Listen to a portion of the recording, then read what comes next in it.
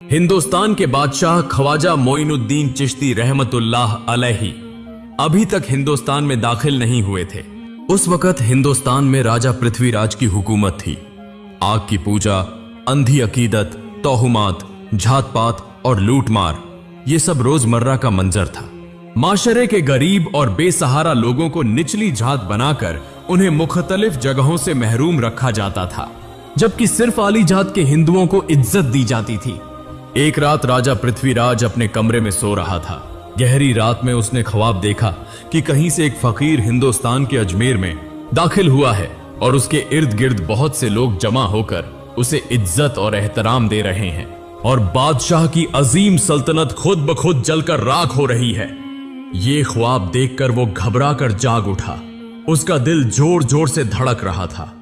अगले दिन उसने अपने दरबार में उस जमाने के मशहूर तरीन ख्वाब की ताबीर बताने वाले तांत्रिकों को बुलाया और कहा, मैंने एक निहायत खौफनाक ख्वाब देखा है, तुम उसकी ताबीर बयान करो। तब उस जमाने के बड़े तांत्रिक और हिंदू पंडित ने कहा, महाराज, इस ख्वाब का मतलब यह है कि आप ज्यादा दिन हुकूमत नहीं कर सकोगे।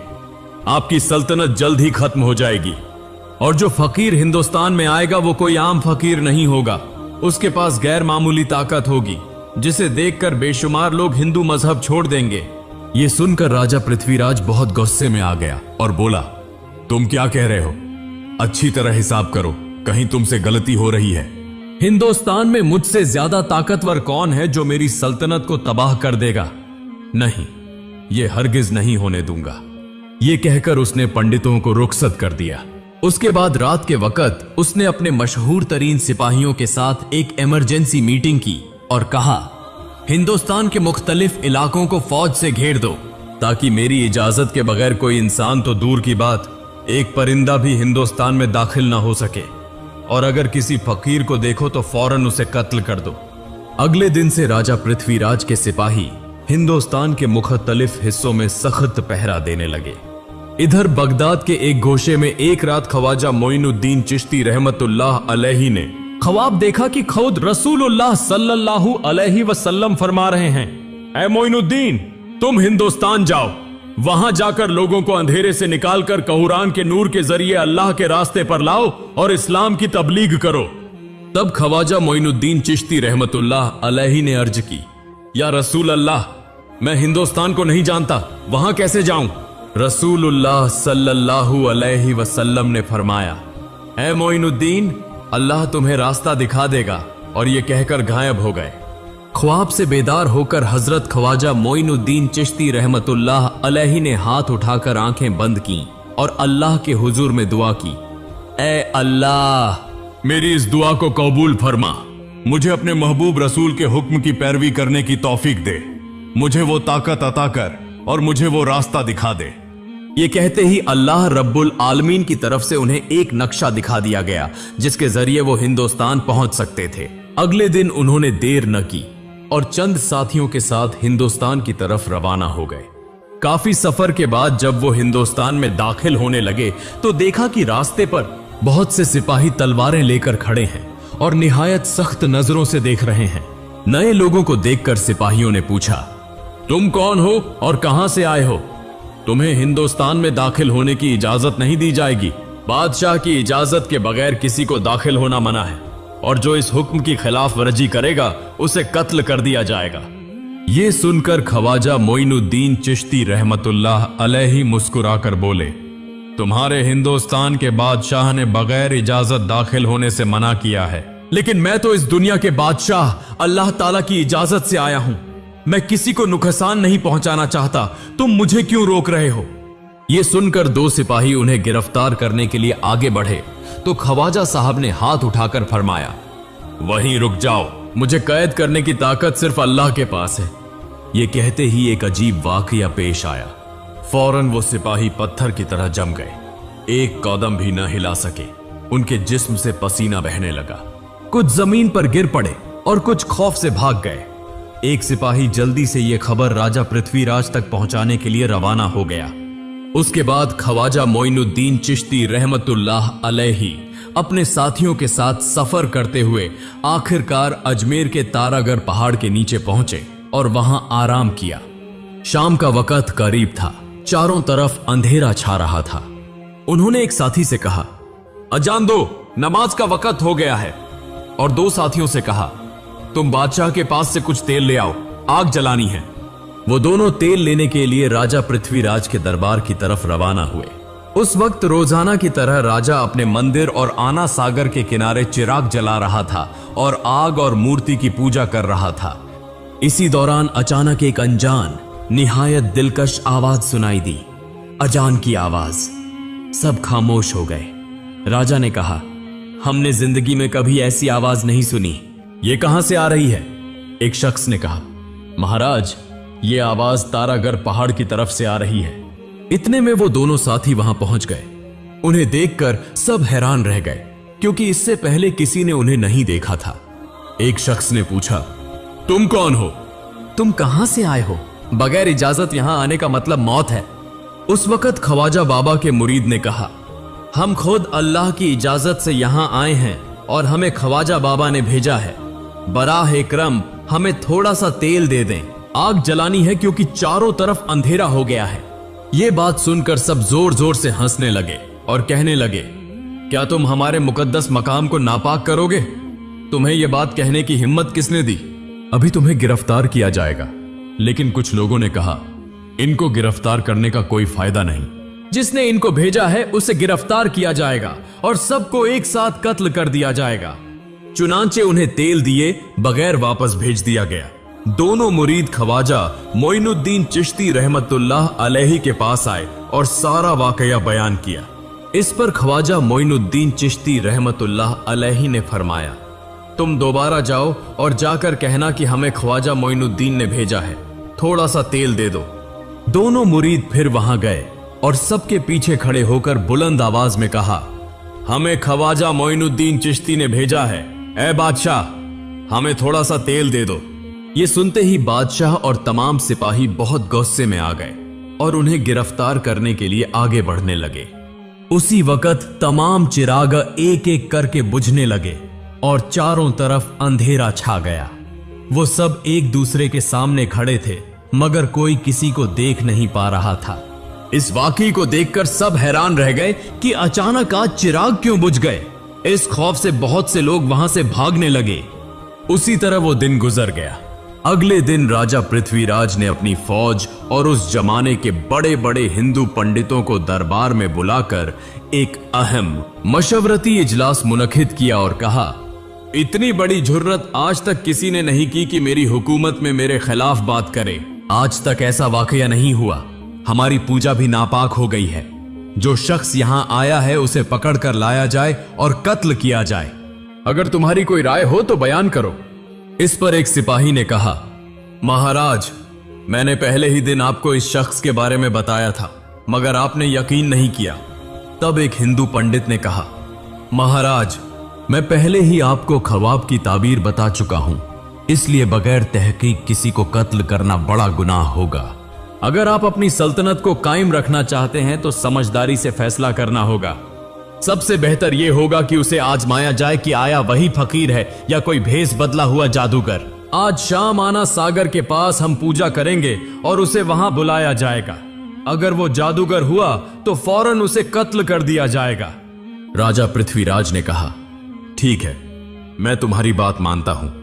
उसने एक सिपाही को हुक्म दिया, फौरन जाओ, जैसे भी हो उसे तलाश करके आज शाम यहां आने को कहो। आने पाता और बताओ कि यह राजा पृथ्वीराज का हुक्म है। अगर नाफरमानी की तो अंजाम बुरा होगा। चुनांचे कुछ सिपाही ख्वाजा मोइनुद्दीन चिश्ती रहमतुल्लाह अलैहि की तलाश में निकले और तलाश करते करते तारागढ़ पहाड़ के करीब पहुंचे। वहां उन्होंने एक निहायत सादा इंसान को देखा जो एक फकीर मालूम होता था। वो गहरे मुराकबे में मशगूल थे और उनके पास चंद लोग बैठे थे। उन्होंने जाकर कहा, राजा पृथ्वीराज का हुक्म है कि तुम आज शाम आना सागर के पास आओ। अगर हुक्म न माना तो अंजाम बुरा होगा, यहां तक कि सजाए मौत भी हो सकती है।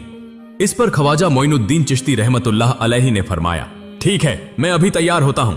यह कहकर सिपाही वहां से चले गए और इधर ख्वाजा साहब अपने चंद साथियों के साथ फौरन रवाना हो गए। रास्ते में उन्होंने देखा कि तारागढ़ पहाड़ से कुछ फासले पर चंद लोग बैठे हैं और उनके सामने एक बड़ा आग का अलाव जल रहा है। दरअसल वो आग की पूजा कर रहे थे। ख्वाजा मोइनुद्दीन चिश्ती रहमतुल्लाह अलैहि वहां पहुंचे और पूछा, तुम यहां क्या कर रहे हो? वहां मौजूद हिंदू पंडित और लोग बोले, हम अपने देवता को खुश कर रहे हैं, पूजा कर रहे हैं। ख्वाजा साहब ने फरमाया, तुम आग की पूजा करते हो तो क्या आग ही तुम्हारा देवता है? अच्छा ये बताओ कि तुम्हारा देवता तुम्हें क्या फायदा देता है? जरा आग को छू कर देखो। वो हंसकर बोले, क्या आप पागल हैं? ये आग है, इसे छुएंगे तो जल जाएंगे। ख्वाजा मोइनुद्दीन चिश्ती रहमतुल्लाह अलैहि ने फरमाया, लेकिन अगर मैं इसे छूऊं तो आग मुझे कुछ नहीं करेगी। ये सुनकर सब हैरान हो गए और कहने लगे, आप कौन हैं? कहां से आए हैं? ऐसा पागल हमने कभी नहीं देखा, क्या ऐसा मुमकिन है? उसी वक्त ख्वाजा साहब ने देखा कि वहां एक बच्चा खड़ा है। उन्होंने उसे गोद में उठाया और सीधे उस बड़े अलाव में दाखिल हो गए। ये देखकर सब हैरान रह गए, शोर मचाने लगे और पलक झपकते ही दोनों नजर से गायब हो गए। ये देखकर सब परेशान हो गए, कुछ रोने लगे और सब ने समझा कि दोनों जलकर खत्म हो गए। लेकिन कुछ ही देर बाद एक और हैरत अंगेज वाकया पेश आया। ख्वाजा मोइनुद्दीन चिश्ती रहमतुल्लाह अलैहि उसी बच्चे को लेकर हंसते हुए आग से बाहर निकल आए। ये देखकर सब शशदर रह गए। उन्होंने गौर से देखा कि दोनों का एक बाल भी नहीं जला था। फौरन कहने लगे, आप कैसे जादूगर हैं? कौन सा जादू जानते हैं? किसका नाम लेते हैं? आपका खुदा कौन है? हमने ऐसी ताकत कभी नहीं देखी। तब ख्वाजा मोइनुद्दीन चिश्ती रहमतुल्लाह अलैहि ने फरमाया, तुम जिस आग की पूजा करते हो उस आग को पैदा करने वाला ही मेरा खुदा है, मैं उसी की इबादत करता हूं। उन्होंने कहा, तो वो कौन है? इतना ताकतवर कि उसकी इबादत करने से आग भी नहीं जला सकती? वो यकीनन बहुत अजीम और ताकतवर है। इस पर ख्वाजा मोइनुद्दीन चिश्ती रहमतुल्लाह अलैहि ने फरमाया, वो अल्लाह रब्बुल आलमीन है जो इस कायनात का परवरदिगार है, मैं उसी की इबादत करता हूं। यह सुनकर सबने कहा, तो आज हम भी उसी की इबादत करेंगे, हमें अपने साथ शामिल कर लें और अभी हमें वो कलमा सिखा दें। चुनाचे ख्वाजा मोइनुद्दीन चिश्ती रहमतुल्लाह अलैहि ने फौरन वहां मौजूद तमाम लोगों को कलमा पढ़ाकर इस्लाम का कबूल करवा दिया। फिर उन्हें साथ लेकर राजा पृथ्वीराज के दरबार की तरफ रवाना हुए। जब वो वहां पहुंचे तो तकरीबन शाम हो चुकी थी। उस दिन आना सागर के इर्द गिर्द आग नहीं जलाई गई थी। राजा पृथ्वीराज अपनी फौज के साथ मौजूद था और वो हिंदू पंडित भी वहां हाजिर था। जब ख्वाजा मोइनुद्दीन चिश्ती रहमतुल्लाह अलैहि बहुत से लोगों को साथ लेकर वहां पहुंचे तो सब हैरान रह गए। राजा ने कहा, ये तो सब हिंदू हैं, ये फकीर के साथ क्या कर रहे हैं? इसके पीछे क्यों खड़े हैं? तब वो हिंदू पंडित आगे बढ़ा और कहा, मैंने सुना है कि आप मुसलसल नाफरमानी और गलत काम कर रहे हैं। अगर ऐसा है तो आपको कत्ल कर दिया जाएगा। बताइए आप यहां क्यों आए हैं? आपका मकसद क्या है? ख्वाजा मोइनुद्दीन चिश्ती रहमतुल्लाह अलैहि ने फरमाया, मेरा मकसद लोगों को अंधेरे से निकालकर रोशनी की तरफ लाना है, कुरान के नूर से दिलों को मुनव्वर करना है और एक अल्लाह की इबादत की दावत देना है। तब हिंदू पंडित ने कहा, ये सब तो कट्टर हिंदू थे, फिर ये आपके पीछे क्यों खड़े हैं?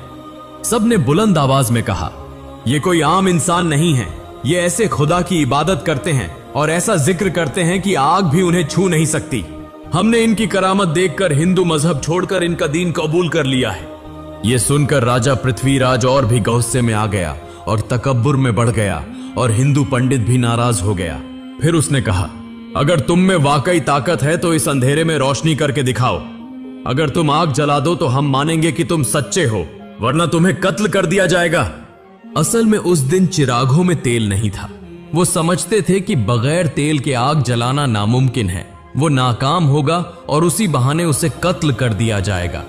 तब ख्वाजा मोइनुद्दीन चिश्ती रहमतुल्लाह अलैहि आगे बढ़े और अपने साथियों से फरमाया, तुम बिस्मिल्लाहिर्रहमानिर्रहीम कहकर चिरागों में पानी डाल दो। एक एक करके तमाम चिरागों में पानी डाल दिया गया। ये देखकर सब लोग हंसने लगे और सिपाहियों ने कहा, यह कैसा पागल है जो पानी से आग जलाना चाहता है, आज इसकी मौत यकीनी है। उसके बाद ख्वाजा मोइनुद्दीन चिश्ती रहमतुल्लाह अलैहि ने हाथ उठाकर दुआ की और अपने साथियों से फरमाया, तुम हर चिराग को हाथ लगाकर कहो, अल्लाह के हुक्म से, ख्वाजा बाबा के हुक्म से जल उठो। चुनाचे दो साथी चिरागों के पास गए और हाथ लगाकर ये अल्फाज कहे और फौरन एक अजीब मौजिजा रूनुमा हुआ। सबने देखा कि पानी से ही आग जल उठती है और चारों तरफ रोशनी फैल गई। जो कभी मुमकिन नहीं था वो आज हो गया। पानी से आग जल उठी। ये हैरत अंगेज मंजर देखकर सब लोग दंग रह गए। उसी वक्त वो हिंदू पंडित समझ गया कि यही वो फकीर है जो हिंदुस्तान में रोशनी फैलाने आया है। वो ख्वाजा मोइनुद्दीन चिश्ती रहमतुल्लाह अलैहि के सामने झुक गया, माफी मांगी और इस्लाम का कबूल कर लिया। अगले ही दिन यह खबर पूरे हिंदुस्तान में आग की तरह फैल गई। मुख्तलिफ इलाकों से लोग आना शुरू हो गए और एक ही दिन में लाखों लोगों ने इस्लाम कबूल कर लिया। यह देखकर राजा पृथ्वीराज बहुत परेशान हो गया, क्योंकि सबसे बड़ा हिंदू पंडित भी दीन छोड़कर उनके दीन में दाखिल हो चुका था। वो गुस्से में आकर एक गहरी साजिश में लग गया कि इस फकीर को कैसे कत्ल किया जाए। राजा ने ऐलान किया कि आज के बाद जो भी हिंदू मजहब छोड़कर इस फकीर के दीन को कबूल करेगा या इसके हुक्म की नाफरमानी करेगा, उसे खाने पीने और तमाम सहूलियतों से महरूम कर दिया जाएगा। इस ऐलान के बाद हर जगह पानी बंद कर दिया गया और खाने की फराहमी रोक दी गई। लेकिन राजा को मालूम नहीं था कि वो एक और मौजिजे का सामना करने वाला है। कुछ लोग ख्वाजा मोइनुद्दीन चिश्ती रहमतुल्लाह अलैहि के पास आए और कहा, हुजूर, हमें पानी और खाने से महरूम कर दिया गया है, अब हम क्या करें? इस्लाम का कबूल करने की वजह से हमें माशरे से अलग कर दिया गया है। ख्वाजा साहब ने फरमाया, तुम फिक्र न करो, हर चीज का मालिक अल्लाह है, उसी से मांगो और सब्र करो, अल्लाह जरूर कोई रास्ता निकालेगा।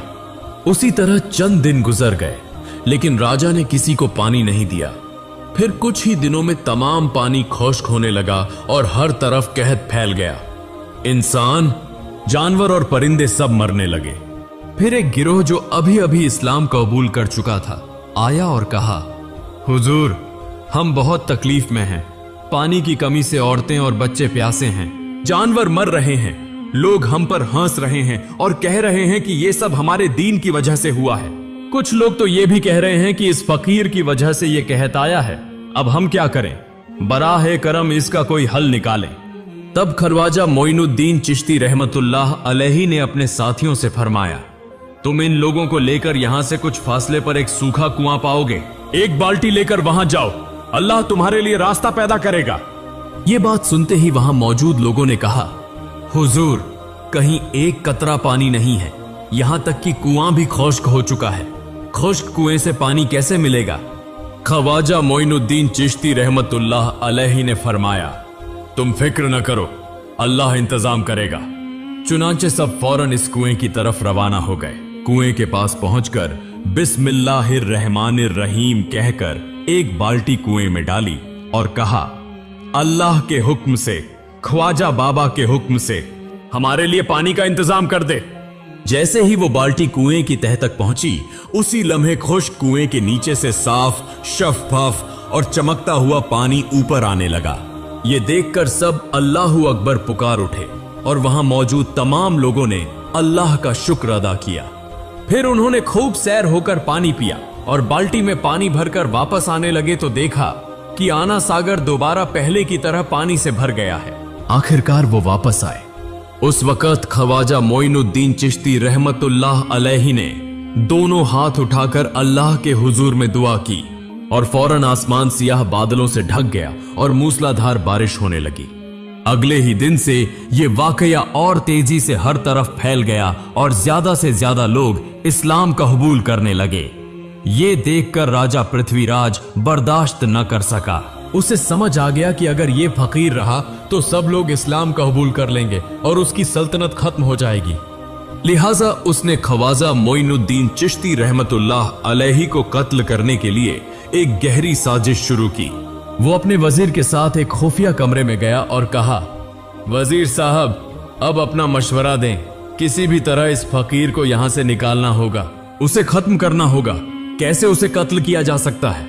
वजीर ने कहा, महाराज, ये फकीर कोई आम इंसान नहीं बल्कि एक बड़ा जादूगर है। इसके जादू के असर से लोग एक एक करके इस्लाम कबूल कर रहे हैं। एक दिन ऐसा आएगा कि हिंदुस्तान में हिंदू मजहब मानने वाला कोई नहीं रहेगा। इसका मुकाबला करने के लिए एक बहुत बड़े जादूगर की जरूरत है। हमारे मुल्क में इससे भी बड़ा एक जादूगर मौजूद है। पृथ्वीराज ने पूछा, इसका नाम क्या है? वजीर ने कहा, वो जयपाल जादूगर है। पृथ्वीराज ने कहा, जाओ उसे दरबार में ले आओ। चुनाचे चंद सिपाही जयपाल जादूगर के पास गए।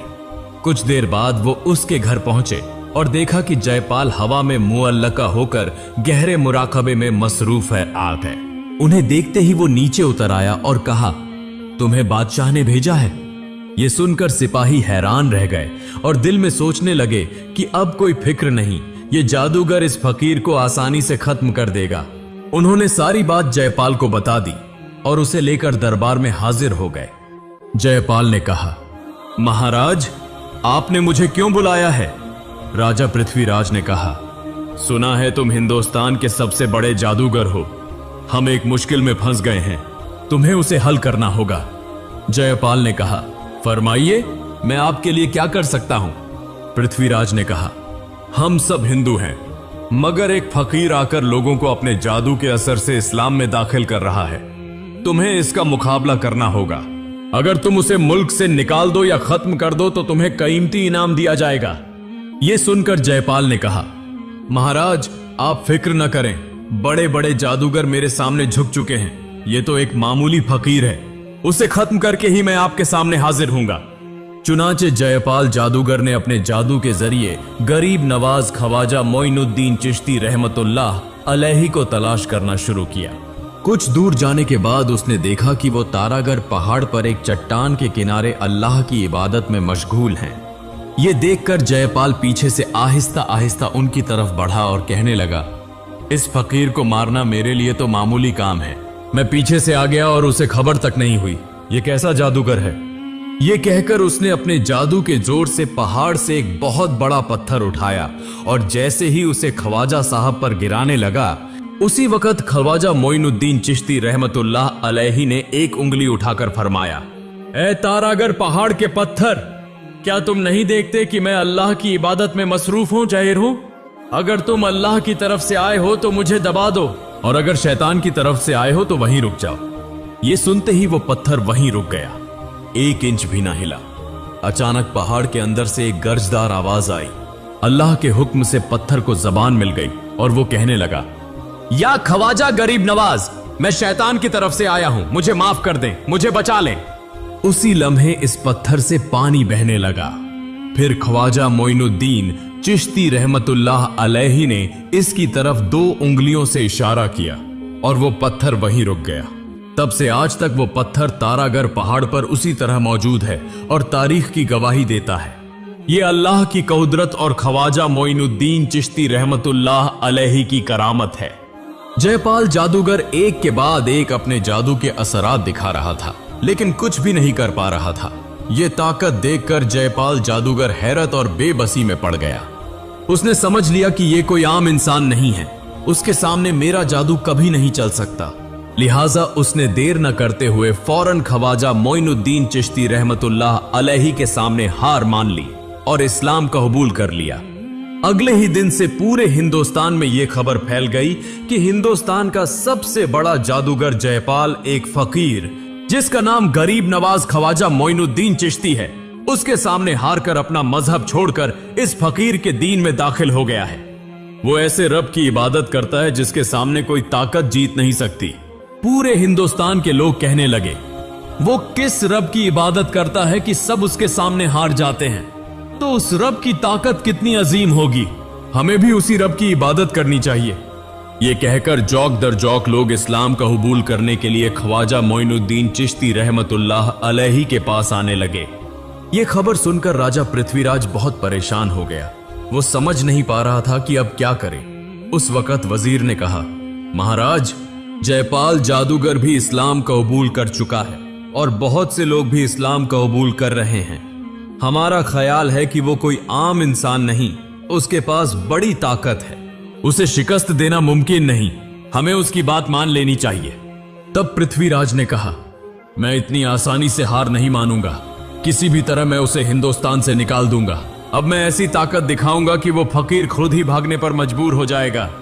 उसके बाद राजा पृथ्वीराज ने क्या किया और ख्वाजा मोइनुद्दीन चिश्ती रहमतुल्लाह अलैहि ने ऐसा कौन सा मौजूजा दिखाया जिसे सुनकर हर दिल कांप उठे? अगर आप ये जानना चाहते हैं तो जरूर कमेंट्स में बताएं। हम बहुत जल्द अगली कहानी लेकर हाजिर होंगे। एक बार सोचें, ये कहानी सिर्फ तारीख नहीं है, ये हमारे लिए एक आईना है। राजा पृथ्वीराज के पास लाखों फौज, एक अजीम सल्तनत और बेपनाह ताकत थी, जबकि ख्वाजा मोइनुद्दीन चिश्ती के पास सिर्फ अल्लाह था। उसी एक अल्लाह पर भरोसा का भय था। न आग उन्हें जला सकी, न पत्थर उन्हें दबा सका, न जादू असर कर सका, न लाखों फौज उन्हें रोक सकी, क्योंकि जिसके साथ अल्लाह हो उसे रोकने की ताकत इस दुनिया में किसी के पास नहीं। प्यारे नाजरीन, आइए हम सब अपने ईमान को ताजा करें, सिर्फ अल्लाह पर भरोसा करें, फिर जिंदगी में कोई हमें शिकस्त नहीं दे सकता। अल्लाह रब्बुल आलमीन हम सबको नबी करीम मोहम्मद सल्लल्लाहु अलैहि वसल्लम के दिखाए हुए रास्ते पर चलने की तौफीक अता फरमाए। आमीन।